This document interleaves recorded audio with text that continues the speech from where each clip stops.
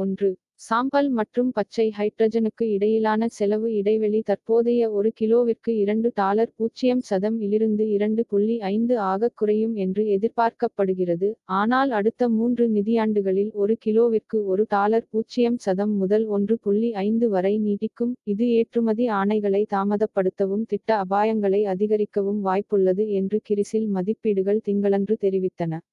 2. பரஸ்பர வரி விதிக்கப்படும் என்ற எதிர்பார்ப்பில் இந்திய நகை ஏற்றுமதியாளர்கள் மார்ச் 26 முதல் ஏப்ரல் 2 வரை அமெரிக்காவிற்கு $500 மில்லியன் மதிப்புள்ள பொருட்களை அனுப்பினர்.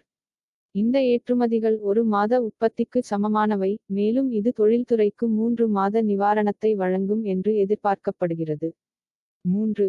சனிக்கிழமை வாரியம் SML அசூசு இல் 59 விழுக்காடு பங்குகளை மொத்த செலவினமாக $555 கோடிக்கு வாங்குவதற்கான திட்டத்திற்கு ஒப்புதல் அளித்தது. பஞ்சாபை தளமாகக் கொண்ட இந்தியாவின் 7வது பெரிய வணிக வாகன உற்பத்தியாளரான SML அசூசு, அதன் பங்கு BSE இல் 10 விழுக்காடு சரிந்து, குறைந்த சுற்று வரம்பை எட்டியது. இதற்கு நேர்மாறாக, பங்குகள் 2.29 விழுக்காடு உயர்ந்து, ஒரு பங்குக்கு $8.0 உயர்ந்து $2,942 ஆக முடிவடைந்தது.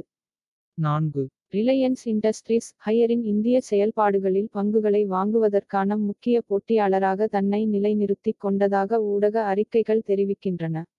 ஹையர் ஒரு சீன மின்னணு உற்பத்தியாளர், இந்திய சந்தையில் தனக்கென சரியான மூலோபாய கூட்டாளியுடன் தனது நிலையை நிலைநிறுத்த விரும்புகிறது. 5. கர்நாடகா, ஆந்திரப் பிரதேசம், பீகார், சத்தீஸ்கர், மத்திய பிரதேசம், பஞ்சாப் மற்றும் ஹரியானா உள்ளிட்ட மாநிலங்களில் சூரியகாந்தி சாகுபடியை மீண்டும் தொடங்க அரசாங்கம் இலக்கு வைத்துள்ளது. எண்ணெய் வித்துக்கள் கோடை பயிராக பயிரிடப்படும் மற்றும் சில ரபி நெல் பரப்பளவை மாற்றுவதன் மூலம் பயிரிடப்படும். 6. மேற்கு ஆப்பிரிக்க மற்றும் மத்திய கிழக்கு பீப்பாய்களுடன் ஒப்பிடும்போது அமெரிக்காவின் தடைகள் இருந்தபோதிலும், மே 2023 முதல் ஏப்ரல் மாதத்தில் இந்தியாவின் ரஷ்ய எண்ணெய் இறக்குமதி அதிகபட்ச அளவைத் தொட்டதாக உலகளாவிய நிகழ்நேர தரவு மற்றும் பகுப்பாய்வு வழங்குனரான PLA-இன் தரவுகள் தெரிவிக்கின்றன. இந்திய இறக்குமதியில் நாட்டின் சந்தைப் பங்கு ஏப்ரல் மாதத்தில் 40 விழுக்காடு ஆக உயர்ந்துள்ளது, இது ஒரு வருடத்திற்கு முன்பு 39 விழுக்காடு ஆக இருந்தது.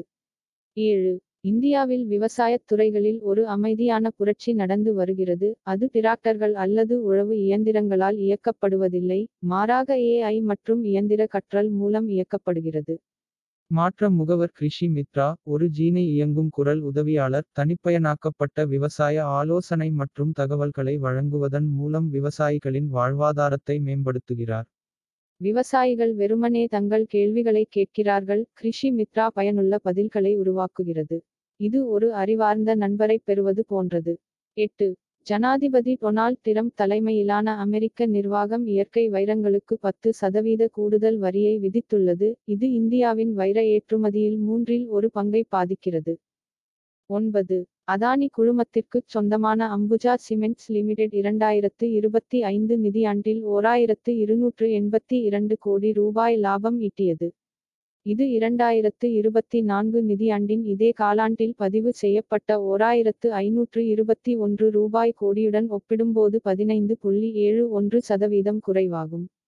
செயல்பாடுகள் மூலம் வருவாய் $9,802 கோடியாக உயர்ந்துள்ளது, இது முந்தைய நிதியாண்டின் 4ஆம் காலாண்டில் பதிவு செய்யப்பட்ட $8,785 கோடியிலிருந்து 11.58% வளர்ச்சியாகும்.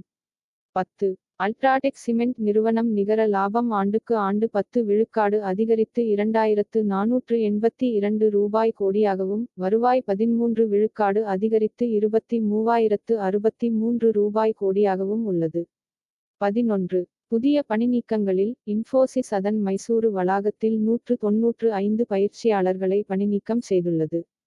இது பெங்களூருவை தளமாகக் கொண்ட ஐடி நிறுவனத்தில் 4வது சுற்று பணிநீக்கத்தை குறிக்கிறது. பயிற்சியாளர்கள் உள் மதிப்பீடுகளில் தோல்வியடைந்ததால், இந்த நடவடிக்கை மேற்கொள்ளப்பட்டுள்ளதாக அந்த விற்பனை நிலையத்தால் அணுகப்பட்ட மின்னஞ்சல்கள் தெரிவிக்கின்றன.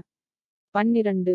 இந்த நாணயத்தாள்கள் பொதுமக்களுக்கு கிடைப்பதை மேம்படுத்துவதற்காக, ஏடிஎம்கள் $100 அல்லது $200 மதிப்புள்ள நோட்டுகளை விநியோகிப்பதை உறுதி செய்யுமாறு இந்திய ரிசர்வ் வங்கி வங்கிகளை கேட்டுக் கொண்டுள்ளது. 13. ஜனாதிபதி டொனால்ட் டிரம்ப் நிர்வாகத்தின் பெருமளவிலான நாடுகடத்தல் உறுதிமொழியின் விளைவாக அதன் முதல் 100 நாட்களில் 4000 சர்வதேச மாணவர்களின் விசாக்கள் ரத்து செய்யப்பட்டுள்ளதாக நியூயார்க் போஸ்ட் அறிக்கை தெரிவிக்கிறது. 14. இந்தியாவிற்கும் பாகிஸ்தானுக்கும் இடையிலான நேரடி வர்த்தகம் மிக குறைவாக இருந்தாலும் ஆண்டுதோறும் $10 பில்லியன் மதிப்புள்ள இந்திய பொருட்கள் மறைமுக வழிகள் மூலம் மேற்கு அண்டை நாடான பாகிஸ்தானை அடைகின்றன. வர்த்தக கட்டுப்பாடுகளைச் சமாளிக்க துபாய், சிங்கப்பூர் மற்றும் கொழும்பில் உள்ள துறைமுகங்கள் வழியாக பொருட்கள் கொண்டு செல்லப்படுகின்றன.